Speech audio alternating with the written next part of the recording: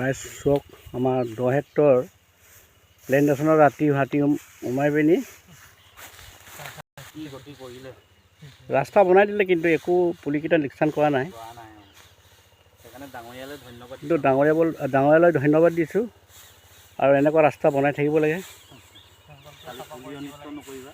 আৰু আমাৰ পুলিখিনি লোকচান নকৰিবা। আমাৰ এইটো কাজিৰঙাৰ পৰা আহিছিলেগৈ, এইটো বেচেৰা এইটো চাবলৈ আহিছে আজি।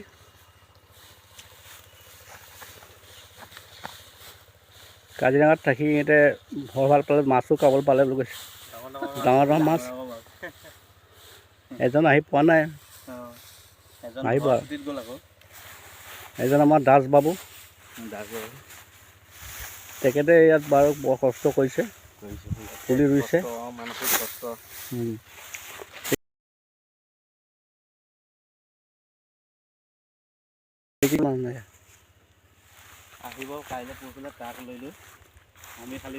আৰু খেৰখিনি কটা মানুহ আছে, কিমান ধুনীয়া খেৰ আছে।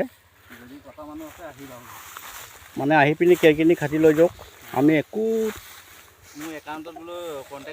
আৰু পইচা এটকা নালাগে আমাক। কিমান খেৰ ধুনীয়া আছে, খেৰখিনি কাটি লৈ যাওক। আমাৰ দিচামুখ ৰাইজক কৈছোঁ, আৰু জিলা বস্তি সেইখিনি একদম ধুনীয়াকৈ হৈ আছে।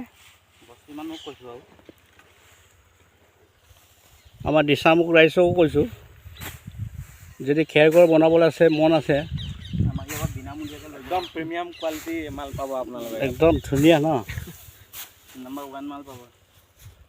কোনখন জিলা?